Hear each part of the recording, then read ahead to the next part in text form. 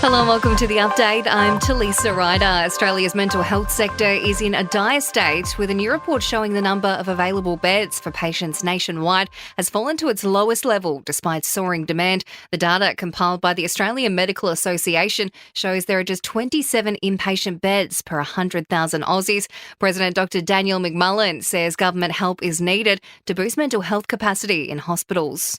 Many emergency departments do have a dedicated mental health area, and that goes some way to providing a better, safer environment for these patients. But it's not the whole answer. We do need to make sure there's dedicated mental health units with enough capacity, enough staff. The father of an 11-year-old boy killed when a car crashed into his Melbourne school has paid tribute to him. In an Instagram post, Mike Davey describes Jack as a shooting star who blessed his family with love, friendship and kindness, and says he can't imagine life without him. A GoFundMe page has been set up to help the family, already raising over $140,000.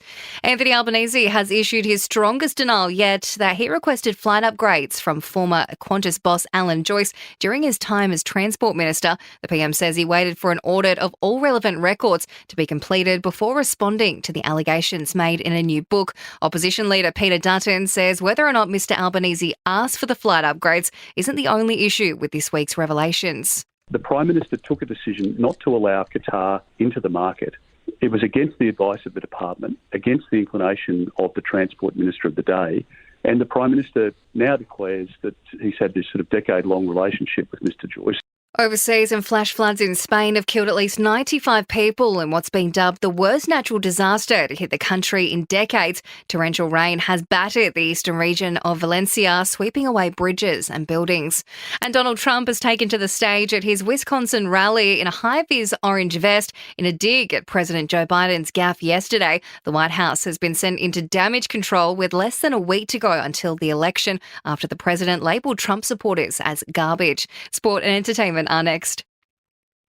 In sport, Marcus Harris, Nathan McSweeney, Sam Constance and Cameron Bancroft are all in the Aussie A side, taking on India in Mackay. The Test hopefuls auditioning for the vacant opening batsman role.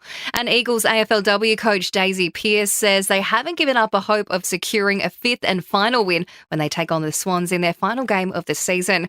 In entertainment news, a new song by late singer Liam Payne, set to be released this week, will be delayed. His producer Sam Pounds has taken to socials saying it's not the right time, and he'll let Liam's family decide when to debut the single.